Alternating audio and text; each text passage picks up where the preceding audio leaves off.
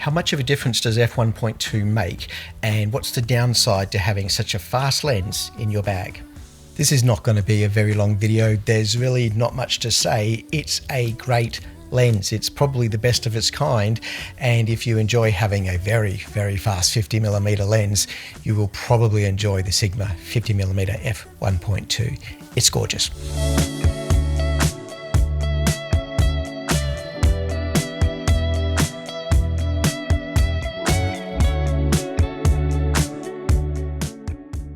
Today we're talking about the Sigma 50mm F1.2. Sigma have made a lot of 50mm lenses.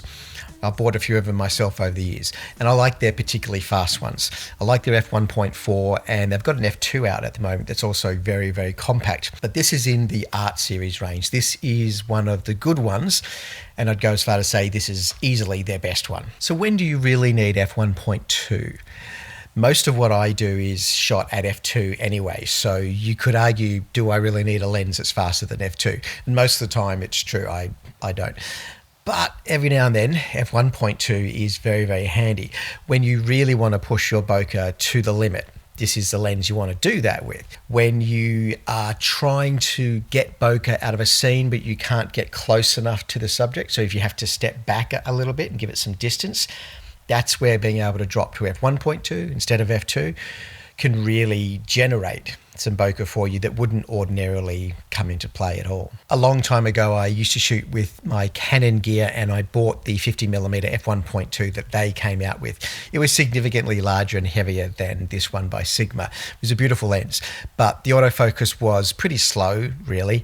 The thing I liked about that lens was that I could throw it into a landscape scene, any landscape scene that would work with a 50mm. I could shoot that at f1.2 and get some amazing bokeh with things in the foreground. And that's what I used to love about working with an f1.2 lens.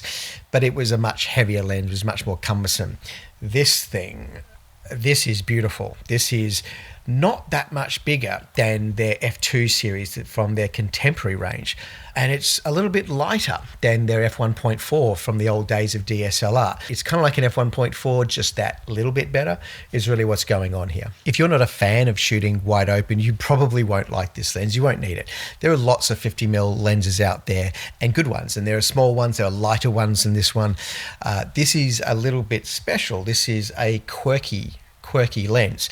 It's heavier than it needs to be by going to f1.2. The problem I have with this lens is that it's not mine to keep, and I'm going to want to go out and buy one of these now. I am a big fan of 50mm lenses in general. I own quite a few of them. My slowest one is an f1.8, which is on the Lumix. It's really nice, it's really small, it's very light, and at f1.8 it's pretty fast. I quite enjoy that.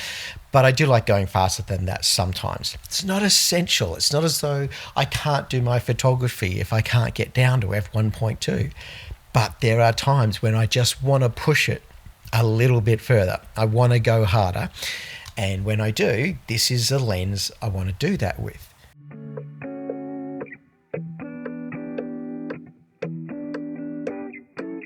I tried to shake it, find a way to get you off my mind.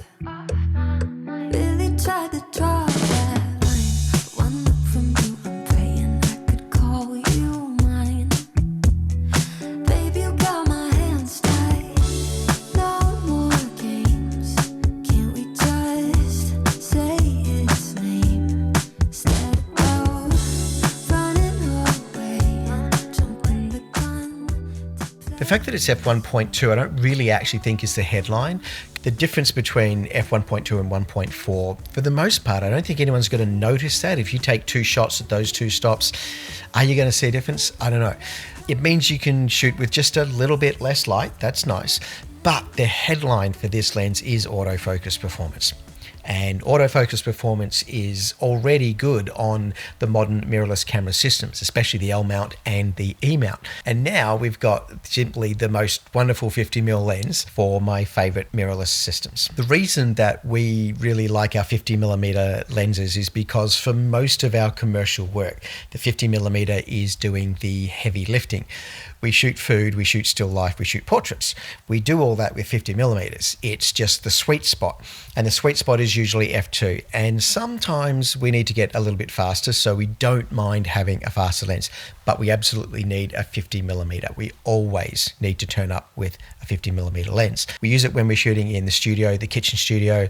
We use it when we go on site to shoot at restaurants or to shoot at venues, because 50mm gives you a beautiful perspective when you're working with food, and also gives you a really good perspective for portraits as well. And sometimes with portraits, I want to push to get just a little bit more bokeh. We're going to get a lot of value out of our 50mm lens, so for us it's worthwhile having a really good one. It's not something we're going to go cheap on. We're going to get the best one we can. It looks like this one could be it. Something that I've really seen from Sigma over the last couple of decades is their art series lenses have been just amazing to work with.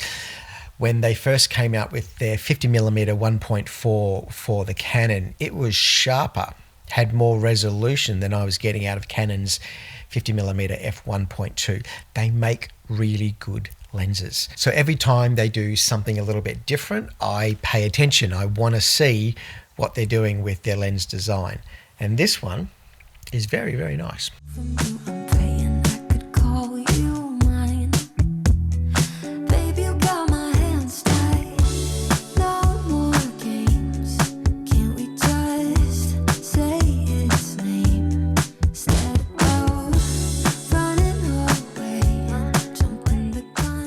I know a lot of people are going to be worried about weight. How heavy is this lens? So I've got that on the Sony ZV-E1 at the moment. If you're used to really tiny lenses on a really tiny camera body, then yeah, I think this is going to feel heavy. It's going to feel big. But it's really not. It's lighter, it's smaller than any of the old DSLR versions that were going out to f1.4. So the question is, how heavy is this going to be in your camera bag? Is this going to be a problem for you to carry around? And absolutely not. I've got it in my little Peak Design 10-litre sling. I've got it slotted into one side. I've got the other camera body slotted in the other. I've got a spare lens in the middle. It's not a problem at all to carry this and two other lenses and another camera body. So in terms of weight, I'm going to be comparing this mostly to the Contemporary series and the f2 lenses.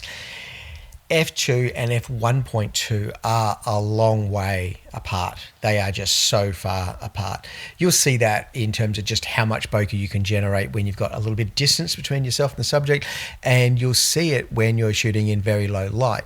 f1.2 to f2, that's really your comparison, and it's not that much heavier. It is heavier, I get that, but is that a problem, really?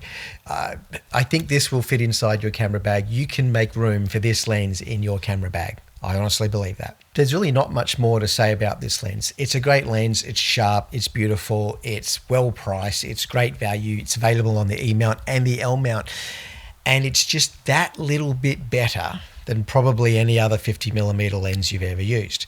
Is that worth the money? Is that something to invest in?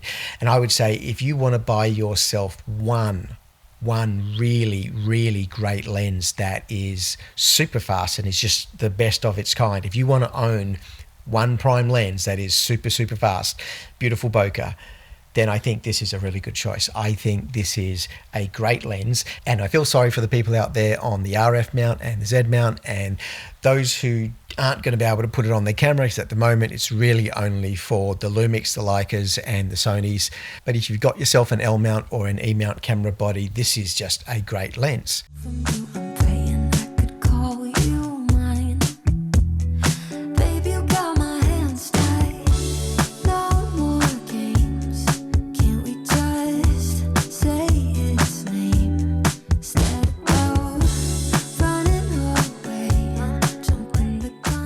This is a great lens. You can see it's not a terribly huge lens. If you compare it to Sigma's 35mm f1.2, that came out pretty early on in the L mount evolution, and that's a beautiful lens, and I love that lens. It weighs a ton. It is an enormous lens. It takes up space, and we own one and hardly ever use it, because it's just really big. So I think the mistake that Sigma made with the 35 is that they just engineered it to such a standard, whereas this lens is small enough to use every single day. I think that's really the difference. The 35mm is a monster. It's really big. I love it, but it's a monster.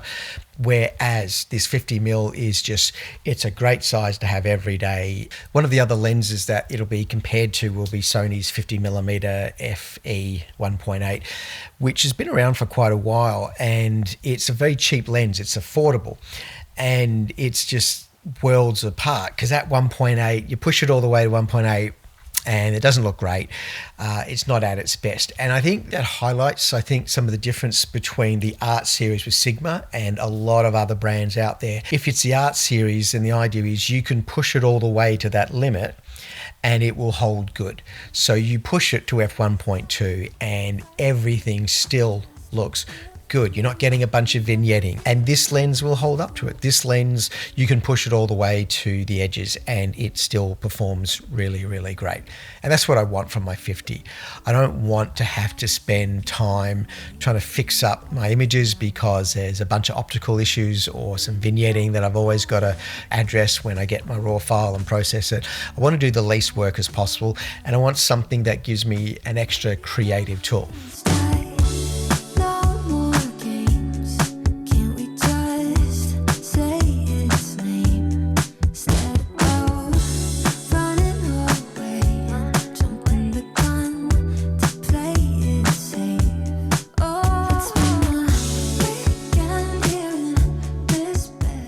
We did a couple of road tests with this lens, both in our own studio where we shoot some recipe videos and recipe stills.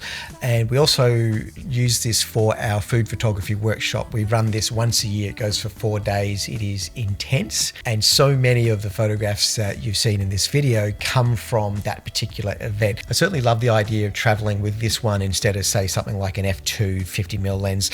I love the idea that I've got that extra creative option. There is very little depth of field when shooting at f1.2. If you miss by just a tiny bit, you miss completely. It is not for the faint-hearted. If you love bokeh, if you love the creative opportunity that gives you and a very fast lens, then I think this is just such a great lens from Sigma. It's a great place to start. And if you haven't bought yourself a very fast 50mm lens, this one will convince you.